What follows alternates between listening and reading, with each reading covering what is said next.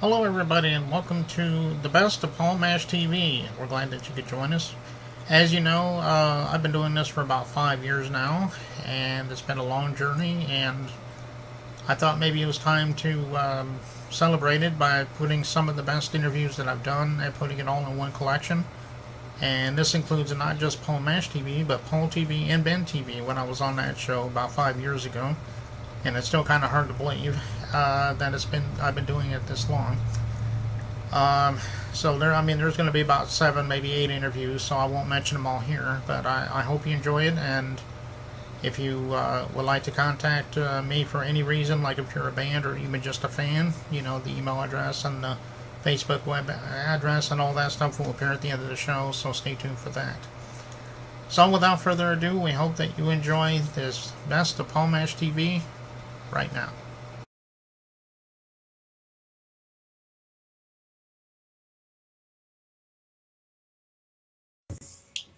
Hello, everybody. Welcome to another interview. Today we have a special edition interview for you. Today we have the drummer from Weird Al Yankovic, Mr. John Bermuda Schwartz. How you doing, John?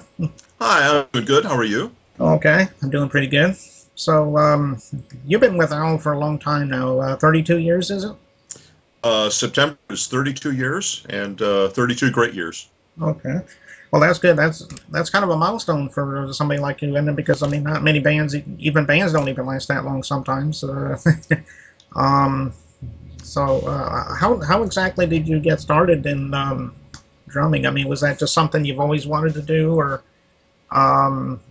did your mom and dad influence you in any way on music, or how exactly did that come about? Well, I came from a fairly musical family. Everyone did something. As I was growing up, my brother had drums, and he switched to guitar at some point, so I inherited the drums and started taking drum lessons. That was 1965. Now, earlier that year, or maybe the year before, I actually took accordion lessons, and didn't do too great with that. I suppose if I did, we'd be here at Weird Bermuda Schwartz instead. But I've been playing drums for, well, most of my life. Well, I guess if you had done the accordion, I guess you and Al could always do duets together, I guess, because he plays the accordion too. Well, it's honestly, if I'd gone the accordion route, I probably never would have met him. I'd probably be admiring him from afar, saying, I should have done that. Yeah, if I was smarter and funnier, I would have done that. Right, that is true. Let me see. Now you've got some side projects as well. I know because on your website it said you have a couple other bands you're also associated with. Can you tell me a little bit about them? Well, I've always played with other bands in LA, where I live. Currently, I'm in 3 or 4 or maybe 5 bands. I'm never sure at a given time. Probably my longest standing band has been with Rip Masters, R.A.P. Masters, and he does rockabilly, roots rock, country. Some great stuff. I've been with him since 1981, so almost as long as Al. Play with a band called the Zero G Band. Zero G meaning zero gravity. The leader of the band is an airline pilot, and also has a strong Air Force background, so Zero G. And we do classic and contemporary covers. Play locally. It's 1 gig a month. That's all we want to do, and it's great fun. Love playing with them. I play with Idle Hands, which is kind of an electric rock blues band. Been with them in one incarnation or another since about '99, and also playing with Crown City Bombers, who do rockabilly and old rock and roll. There's a gal singer up front who's great, does some old Patsy Cline and Brenda Lee and all the rest of those type things, rockers. Play with a group once in a while called Choice, classic rock, some originals. I play with a group called the Silver Beat. Now, that includes members of the Rolling Clones. Rolling Clones were one of the original Rolling Stones tribute bands from like 30 years ago, and they're still at it. I don't play with the Rolling Clones, but I play with the 2 leaders of that in their side project, and we do old Beatles and Herman's Hermits and Animals and Kinks and stuff like that. It's great fun. Great fun. Well, that's good. And for those of you that are watching this, you probably didn't know, but John was actually a sit-in drummer for a band called Apologetics. That's Apologetics. And they're the Christian Weird Al. What they do is they take songs like from the Beatles, the Monkees, Garth Brooks, whatever, and they change their lyrics to Christian lyrics. Kind of like the way Weird Al does everything to other songs.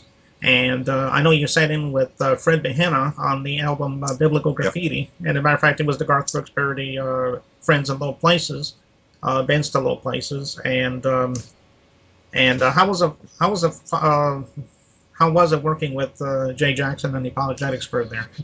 Well, those guys were great. I didn't actually play on that song on there, but I did. Okay, I thought it said somewhere that was you that played on that track. I guess I was misinformed, obviously. Well, it's been a few years. So we did that back in 1999.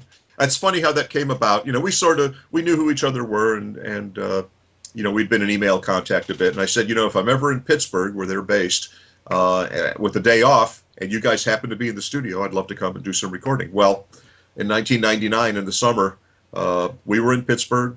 We had a day off. They were in the studio. So they picked me up in the morning, went and had breakfast, went into the studio, cut 7, 8, 9 songs, and all but one actually ended up on the record.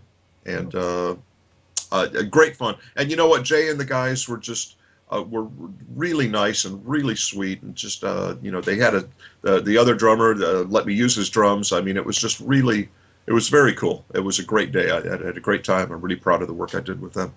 Yeah, at the time, I think the drummer's name was Fred Behenna, and That's right. Yeah, Fred. And I guess he did some other bands, I guess, too, as well as Apologetics, I guess. So I guess he retired from that.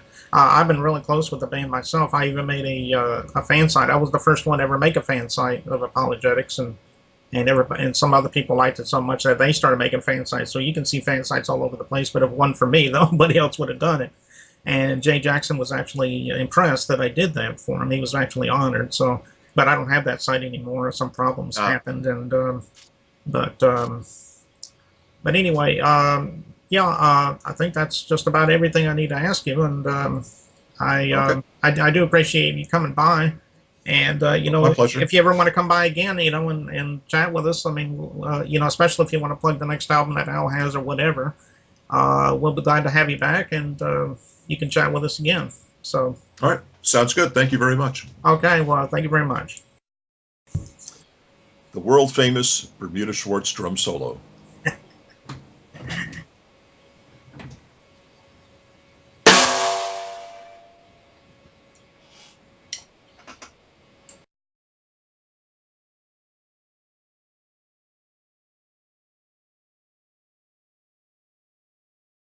Hello, everybody, and welcome to my next interview. And this time we have with us the Beards from Adelaide, and we're going to spend a few minutes talking to them. How you doing, guys?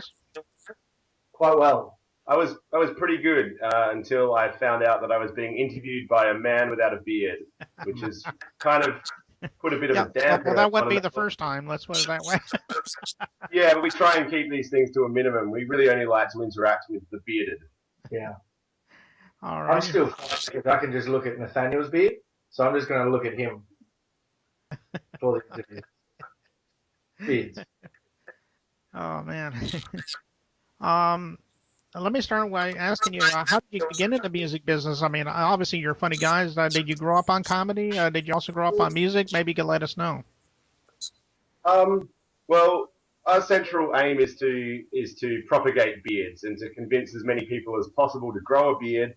And really, music and comedy are really just vehicles that we use to sort of push our bearded message. And we're not really that interested in the art form of music or you know, or comedy or anything like that. We're really only really interested in beards. That was really well said, Daniel. Great job. Thank you. Okay. What would your influences be? I mean, again, we just established that you were into comedy. Are there any comedy influences that encourage you in your music? That's a good question. I'm going to ask my friend John Beavan Jr. to answer that for you. Okay. Hi. How you going? I'm John Beavan Jr. Guy hasn't got a beard. I know. We had a bit of a conversation about it earlier. I said a thing or two to him, so yeah. I guess our main influences would be beards, first and foremost. And second and third would probably also be beards, I would say. It's pretty much the only thing that influences any decisions that I've made in my entire life. Good answer. Thank you. Yeah, that is a good answer. I guess you could say George Carlin. I guess for example, because he always had a beard. I guess Mhm. he would be an influence on you. I guess. Huh? Well, yeah, anyone with a beard is okay by us. Yeah. It really doesn't matter what they've done or Mhm. what they've achieved. They've got Yeah. a beard, they're a-okay. Good or bad, we don't mind. Well, that sounds good. Now I know you've been around for a while. As a matter of fact, I know you won an Aria a few years ago. How many albums do you have now? About 2 or 3 now, is it? We've released 4 albums Four of nothing but songs about beards. Right. We're pretty much constantly writing songs about beards. I'm writing one right now, and it's about you and your lack of beard, Mm, and it's going to be a bit harsh. It's going to be a harsh song. yeah. Yeah, I think I remember that. I think what you said the title was going to be is if your dad doesn't have a beard, you got 2 mums part 2. I think that was the name of it, right? Oh, the name's it's all still a work in progress. Okay. But it's going to be a 3.5 minute character assassination. Okay. About- Okay. Yeah. Well, I'll be looking forward to that one. I'll be proud to be part of your album, I guess you could say. So, Yeah. Excellent. all right. Well, I guess that's about all I can think of for right now. But we want to appreciate you guys coming on and speaking with us for a few minutes. And just want to let you know you're welcome to come back anytime. You know, if you have something new to plug. And just wanted to invite you back on the show anytime. I've got a question for you. Oh, When sure. are you going to grow a beard? I'm sorry. When are you going to grow a beard? Okay. Oh, I knew that was coming. Well, I don't know. I never thought about it. I mean, I could throw on a fake beard if you'd like, but That would make us feel it'll be about the same, you know. Well, that would be a significant improvement. Okay. All right. Well, anyway, thank you guys for coming on the show, and I want to thank you again, and you're welcome back anytime. So I just thought I'd let you know that again. So, anyway, we'll be right back. Thank you.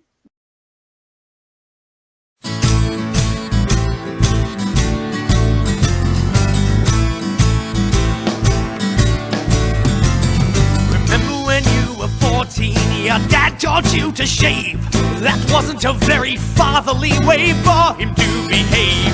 You had to watch your first beard floating down the drain. A beard abandoned, a son betrayed. Your dad taught you how. And look at you now. 'Cause if your dad doesn't have a beard, you've got 2 mums, 2 beardless mums. If your dad doesn't have a beard, you've got 2 mums, 2 beardless mums. Remember how he watched your face lathered with cream, the mirror fogging over as the bathroom filled with steam. He put the razor in your hand and said, now let's begin. Shave with short, quick strokes, my son, and head towards the chin. Ooh, your dad taught you how. And look at you now. 'Cause if your dad doesn't have a beard, you've got 2 mums, 2 beardless mums. If your dad doesn't have a beard, you've got 2 mums, 2 beardless mums.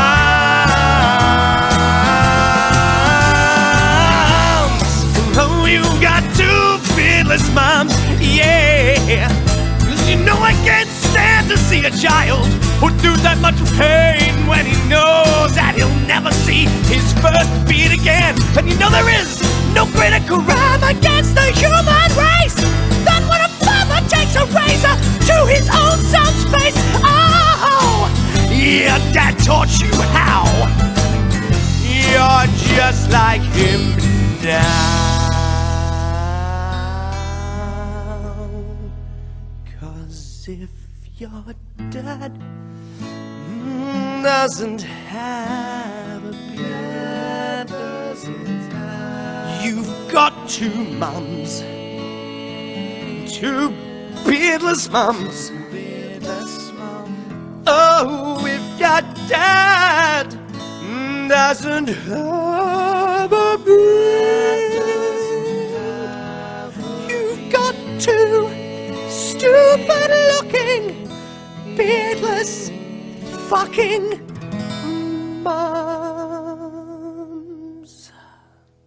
'Cause if your dad doesn't have a beard, you've got two mums, two beardless mums. If your dad doesn't have a beard, you've got two mums, two beardless mums, two beardless mums. Yeah, yeah, two beardless mums. All right, two beardless mums, two beardless mums, two beardless mums. Woo! Two beardless mums.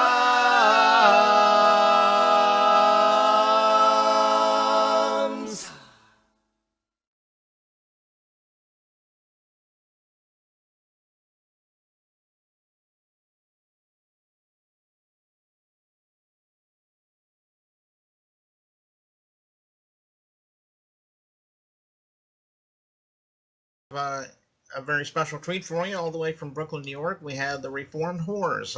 Thanks for stopping by, guys. Yay! Thanks for having us. Yeah, it's good to have you on the show too.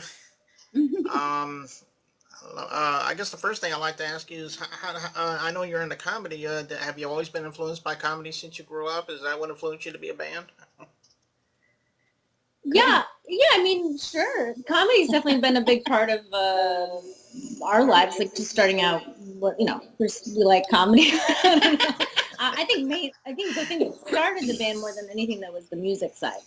We both grew up with a lot of music, and I was a music major in college, and I was into musical theater, and yeah, I think we were both born naturally hysterical, just out of the room laughing. Yeah. Just so funny. But yeah, I think we were definitely hams growing up. But then when we met, we really hit it off and talking about boys and music. And then when we started writing, it kind of all came together, and our sick, twisted, funny minds started writing these silly songs that made us laugh. And then we learned that it really made a lot of other people laugh too. Oh, okay. Well, what would you say your biggest influences are? I guess it would be comedy, but maybe you got some influences on regular music as well. Maybe you could share some of those with us. Certainly we do have good musical comedy influences, like Flight of the Conchords and Tenacious D, and of course one of our favorites, Weird Al, who we got to open for this summer. Shout out to Weird Al. Yeah, Weird. How you doing? Yeah, I was just going to mention that. That makes me kind of jealous. I'm sorry, I guess I interrupted you, but what I was going to say was that kind of makes me jealous in a way, because I've always wanted to interview Weird Al, and I never have. I did interview Bermuda, his drummer. I did interview him one time. Nice. He's a real nice guy. Yeah, he definitely, like, seeing his show, he is our idol, and so to be able to open for him and to talk to him afterwards was just a dream come true. But we love country music. We love the Dixie Chicks, and the new country music right now, Casey Musgraves and the Dixie Chicks are really cool. But the old school, Johnny Cash and June Carter and all that sort of stuff. So we just have a real respect for country music. Have you ever thought about doing? If he was still around, I think he retired from it. But Cletus T. Judd, I know I was always a big fan of him. He's kind of the Weird Al country music. Oh yeah. And he's another one I would like to, but I think I read somewhere that he kind of retired from the music business or something. But I wish he could have made a few more albums. Yeah. We'll pick up where he left off. Yeah. Yeah. Now I know you got a couple albums. You have Ladies Don't Spit is one of them. That's the first one. And then you have Don't Beat Around the Bush. And that's the second one. Yeah. And I guess you can get that anywhere, even in the stores, I guess. Maybe you could share a little bit about that. You definitely get it on iTunes and on CD Baby and on our website and stuff like that. They're not, are there even any more CD stores? There's a couple independent stores. Yeah. But yeah, you can find us. I was just reading the other day that more people listen to albums streaming than anything. So you can stream our album on Spotify and Pandora. We I only believe make like Amazon. a 10% of a penny on that, but that's okay. Yeah. That's okay. It's a good way to hear us and find out about it. Yeah, so listen to the stream of it and then go buy it. And then buy it also. So we have like 800 more copies. Please, yeah. Thanks, dear God. And they're all shoved under our bed. It's what this table is right now. Yeah, Just album. album. The whole house is all the furniture. All the- Well, as I mentioned at the beginning of the interview there, I was mentioning to you about how, at least I think I mentioned it, that I was a big fan of yours for a long time. First time I heard of you, I don't know if you ever heard of this site, but it's called E-Bombs. And they show a lot of comedy videos and stuff like that. And your video, Girls Poop 2, was on there. And that's the first time I heard of you people. Yeah. And at the time, and this was like 4 years ago, I was part of a show called Ben TV. And I told Ben about it, and I think even then I asked you for an interview when you couldn't do it at the time, but you let me go ahead and play that video on our show. Mhm. And as a matter of fact, I think I even put that episode on your timeline, and you actually saw it. You even started promoting it and all that stuff, and you were kind of honored about it. But as I said, that was about 4 years ago or 5 years ago that happened. And ever since then, I really wanted to have you on the show, and it took me that long to finally get you guys on here. Oh, well, we really Thanks for appreciate having your, us. your patience. We're always willing to have you on here. As a matter of fact, if you guys ever want to come on here again, I mean, promote something new. I mean, you guys are always welcome to come back and talk about that or whatever anytime. Oh, thank you. Well, we're busy writing our third album, so we'll have to take Oh, is it. that right? Do you have a title for that album yet? Or? Not yet. Oh, We okay. have like a document of all these possible options, but They're all terrible. No, It'll come to us. It'll Yeah. come to Katie in a dream. yeah, it's like Well, I'll be happy to hear some of that stuff from that once that comes out. And right now, I know you can't perform, but we're going to be playing that music video from your second album, Beat Around the Bush, and it's called The Hump-A-Lot Bear. Do you have a little bit of a story behind that? I think the video is very interesting anyway. Oh, I mean, it's just a true story. That's Yeah. that's It's just the saddest country love song ever written. Yeah. Basically. I thought that was a true to life experience. I didn't know it. Oh, yeah. Oh, yeah. Okay, well, I guess we're about out of time, so we're going to play that video for you now. And again, we want to thank you ladies for coming on. And as I said a moment ago, come on another time when that album comes out, maybe we'll have you back on. Great. Thanks so much. Okay, Thank you. and here's Hump-A-Lot Bear. Yeah.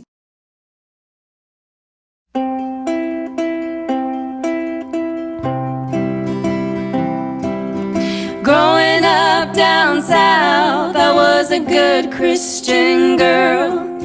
Living in my parents' house, I followed all of their rules. Never once did I make one single mistake, till that day came when I learned how to masturbate. My Care Bear, you see, had a button for a nose. If I rubbed up against him, my temperature it rose. The feeling that it gave me made me tingle down there. Life was pretty swell when I was humping that bear. Life was pretty grand, hardly had to use my hands. Those days won't be forgotten, with my little puppet made of cotton. Life was so darn easy, that little bear sure could please me. Dreamt we'd go to Never Never Land and have a threesome with Peter Pan. But one day I came home and my dear friend was missing. I think my daddy might have seen me grinding and a kissing. I asked very politely where my sunshine bear had gone. Mama said she threw him out in a trash bag on the lawn. You could hear my heart breaking as the garbage truck pulled up. I thought to myself, goddamn, what now will I fuck?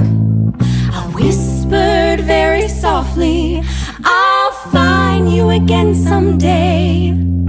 Till then, with my mother's vibrator, I will play.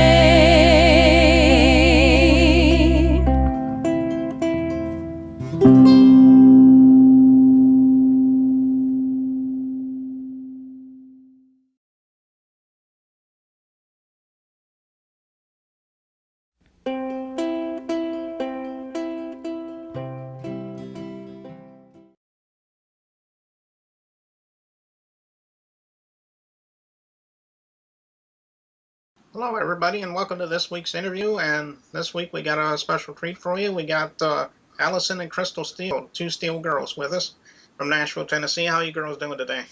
We're great. We're doing great. How are you? Oh, I'm doing pretty good. I'm glad that you could stop by and the Ben TV studios here and talk with us for a few minutes. Oh, absolutely. So I guess the obvious question is, how did this all get started for you? I'm sure it started with your mother first. Maybe you could give me an idea about how you started in the music business and how you got your daughter Crystal involved in that. Yeah. Well, my mom was a singer, and my grandmother was a singer, and my great-grandfather was a singer, so it kind of runs in our family. And I just sang in church when I was about 16 years old. I started singing and just fell in love with it. Before that, I just sang in the car with Mom and just loved singing, but when I got in church, it was just, I loved to get up and sing. And so I eventually made a full-time career of that, and I led worship full-time at a church. And so when Crystal and Aaron, my kids, were growing up, I, of course, wanted them involved in music. And it was funny because Aaron took right to it. He started on the drums, and then he went to guitar eventually. But Crystal, she didn't want to follow in her mommy's footsteps. Not too much. Not at all. I actually wanted to be either a veterinarian or a basketball player professionally. So, but I'm 5'2", so that's a little hard to play basketball professionally at that height.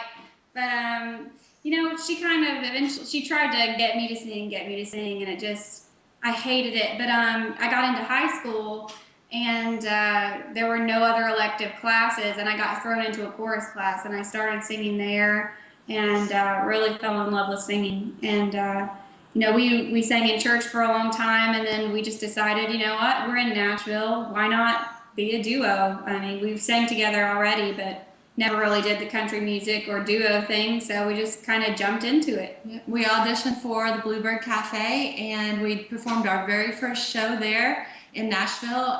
It's a kind of a really cool place. If you get to ever watch the show, the television show Nashville, you'll see the Bluebird Cafe on there all the time.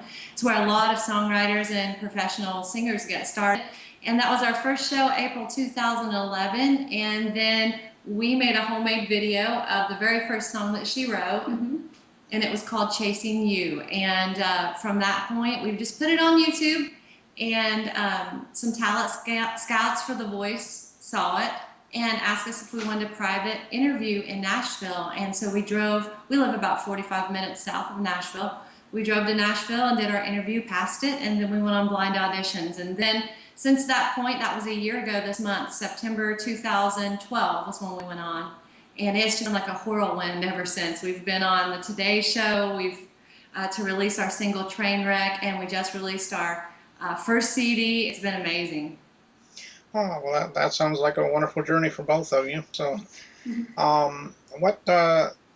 I guess since you're in country music, I'm sure you have a lot of country music influences. Maybe you have other influences as well. Maybe you'd like to share those with us. Yeah, I think our influences are pretty diverse.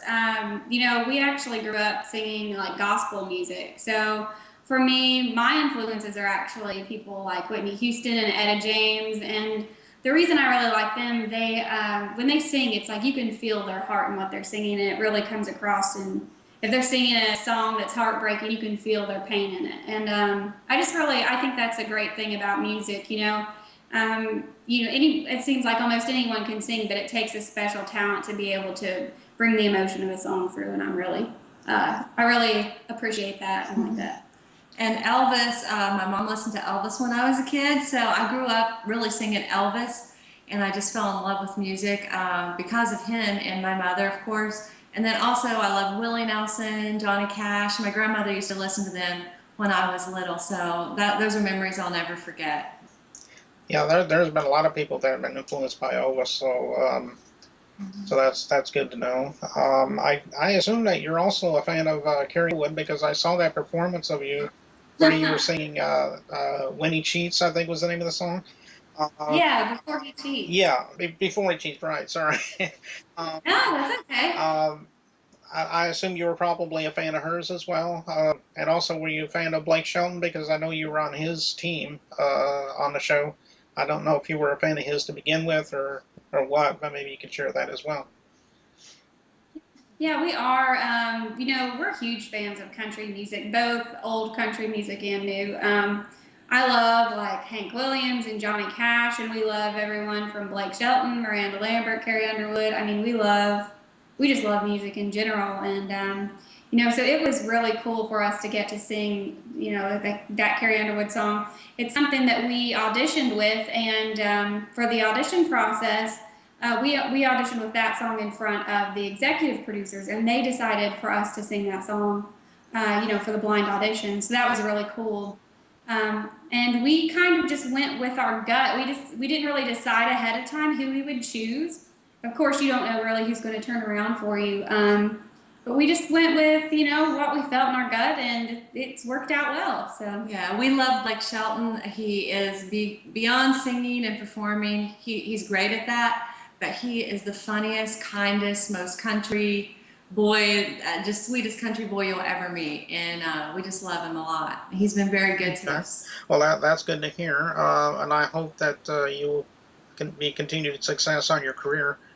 Thank you. I guess that's all we really need to know for right now. But I do appreciate you taking the time for these last few minutes, and I just want to let you know you're more than welcome to come back anytime you want to plug something new, like a new album or new video or whatever, and we'll play it for you on the show here. And so again, thank you very much for stopping by. Absolutely. Thanks for having us. And we'll be right back.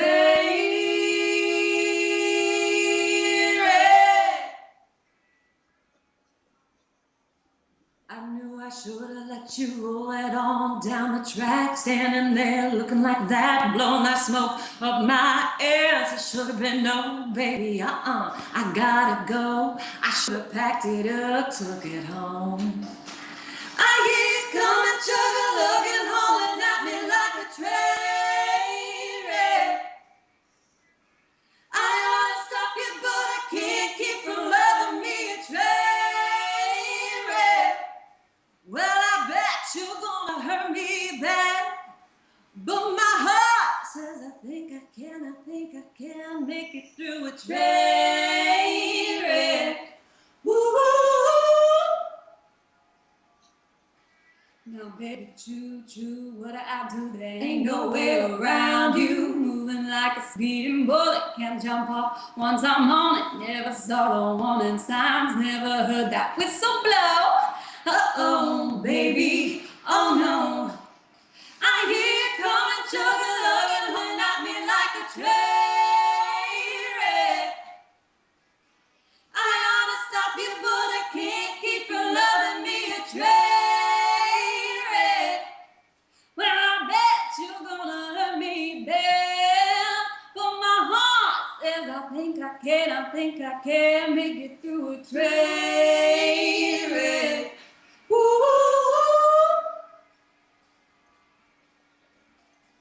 I hear you coming, chugga-lugging, hauling at me like a train wreck. I ought to stop you, but I can't keep from loving you. Whoa. I hear you coming, chugga-lugging, hauling at me like a train wreck. I ought to stop you, but I can't keep from loving me a train wreck. Well, I bet you're gonna hurt me bad, but my heart says I think I can. I think I can. I think I can. I think I can. I think I Make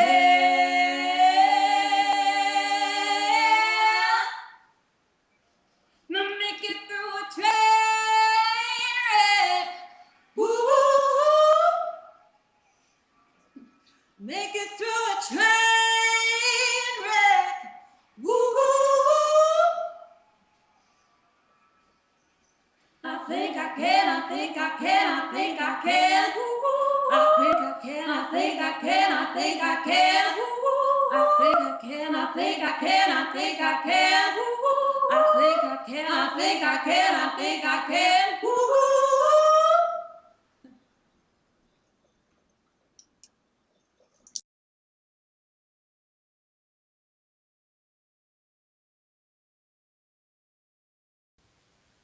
Hello, everybody, and welcome to this week's interview. And with us this week, we have Sam Cutler. He was one of the original tour managers of the Rolling Stones. We're glad to have you here this week.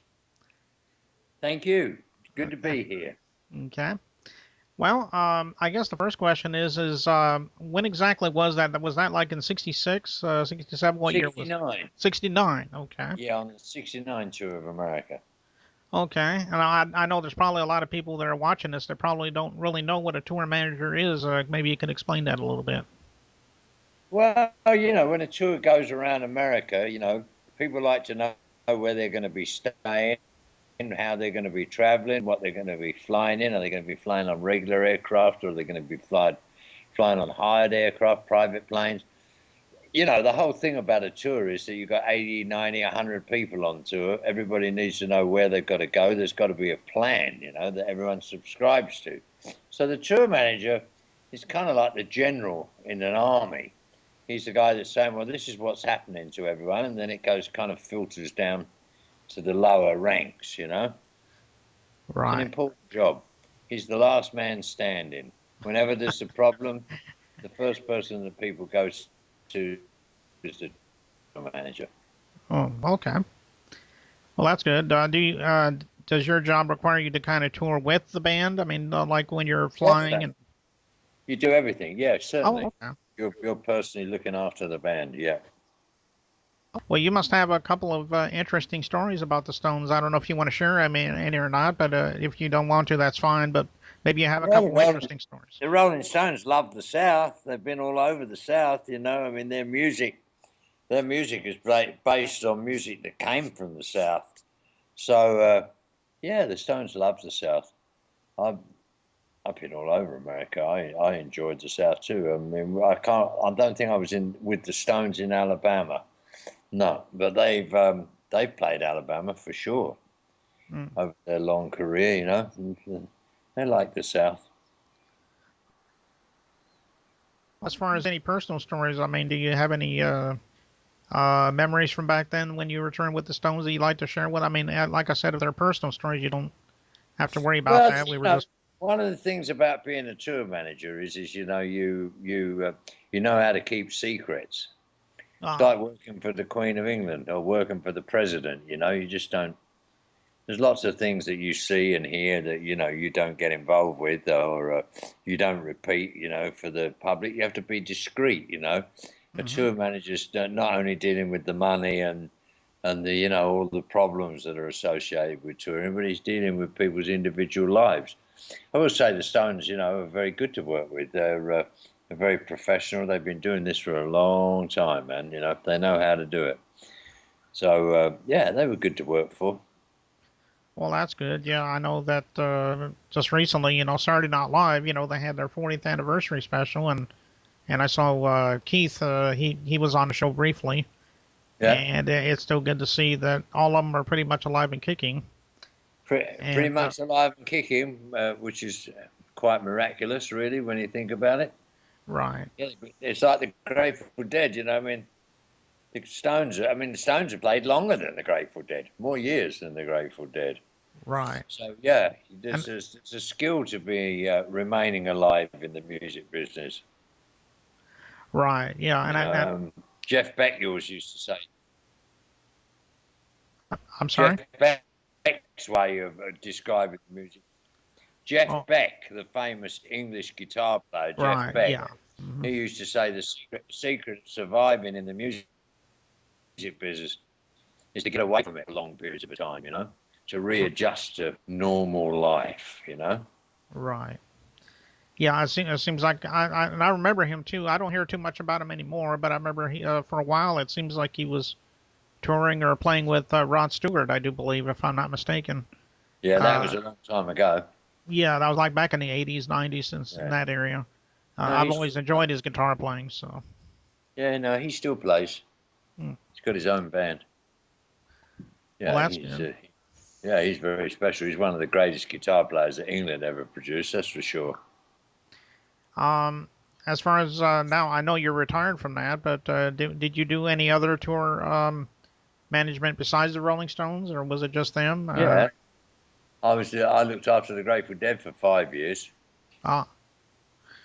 Yeah, I used to like that band too. I think probably my all-time favorite of them was probably Shades of Grey. I think it was Touch of Grey. Yeah. I'm sorry. Yeah, Touch of Grey. Yeah, well, that was late in their life as a band. You know, I mean, the Grateful Dead went from the mid '60s on. You know what I mean, to the mid '90s. So they played for 30 odd years. You know, and it's a very special band, and because they've got a 50th anniversary show coming up in Chicago, which I hope to be at. And yeah, looking forward to that. Well, that sounds good, man. I know you've been around for a long time, and I'm glad that you were able to know the Rolling Stones the way you did. And I just want to say that you know, you've been you've really informed us on a lot of stuff, and I just want to let you know if you have sometime in the future, you know, if you have something you want to,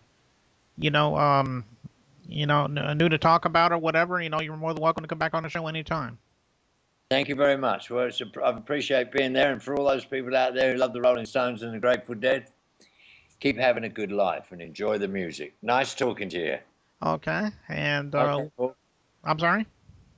Okay, we'll talk to you soon. Okay, and we'll be right back.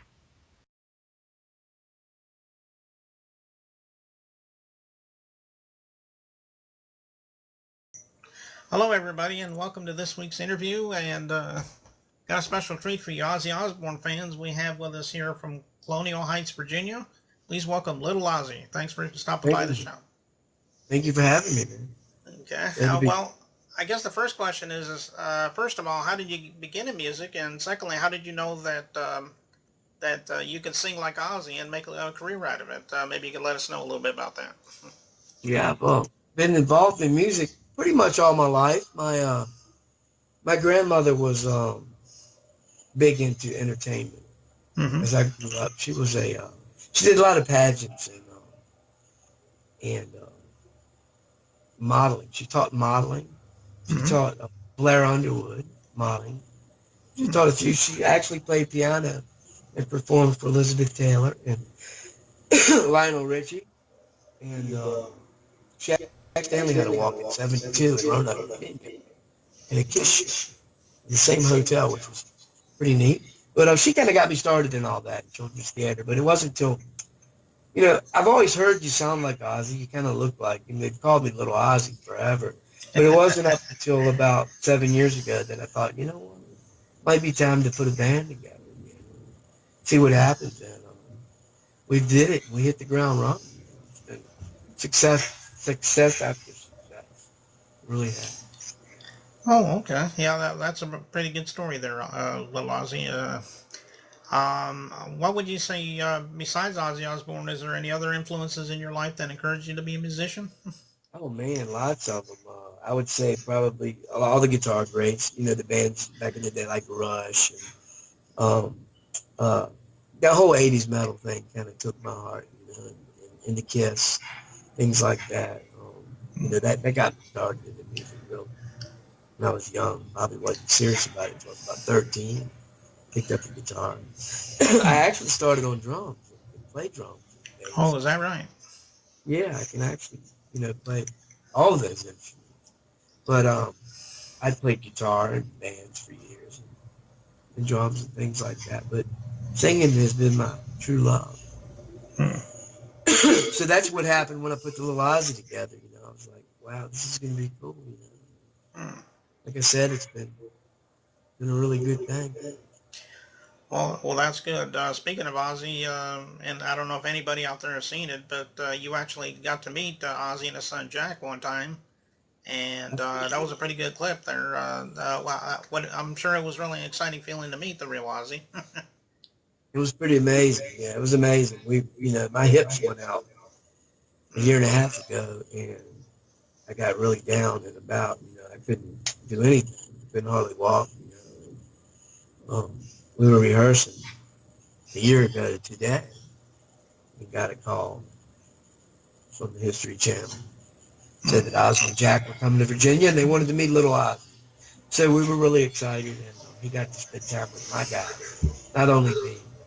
They didn't include that footage, sadly enough, but Ozzy was so kind, and Jack both spent time with us afterwards. Wanted to meet the band. We went outside. He took pictures and things. He was just very kind soul. They both were total gentlemen. It was an incredible experience. Well, if somebody wanted to download your music or watch your videos, I mean, I'm sure there's a lot of places to do it, because there's places like iTunes and things like that. I don't know if you can get your music that way or how you would do it. You can just Google Little Ozzy and J.E. Frey, F-R-E-Y, and you can look that up, and there's some downloads for free. There's things out there like that. Or you can also, you can email me at littleozzydope@AOL.com, D-O-A-K. Or you can go to the website, littleozzyrocks.com. You can send me an email and actually get a signed hard copy. And I'll send little goodies with it, whether it be a pig or an 8x10 or things like that. But you can also get the CD like that. Okay. And it's all original music, written in the vein of Black Sabbath. Yeah, exactly. Well, that's about all I can really think of there, little Ozzy, but we appreciate you coming on the show, and I say this to all my guests, if you ever have anything new to plug one day, you're welcome to come back for a second interview. We'd love to have you back. I would love it, and I would love to give a shout-out to my guys. I always do. Doobie Lanzlotti couldn't be a better man on the drums for us. We just recruited Terry Hudgens, Nashville veteran. He's about 9 hours away from us, but we're making it work. And he's going to be our new bass player. We just got him last weekend. And Cam Lane, one of Virginia's finest guitarists. They comprise Little Ozzy. If it weren't for those guys, I couldn't do it. And please visit us, littleozzyrocks.com. Okay. Well, congratulations to you on getting that guy for your bass player and all. And I hope it works out for you, that. Thank you so much for having me. All right. Well, I guess we'll be taking off here, and we're going to watch a video by Little Ozzy in just a second here. So we'll wait. We'll be right back. Indeed.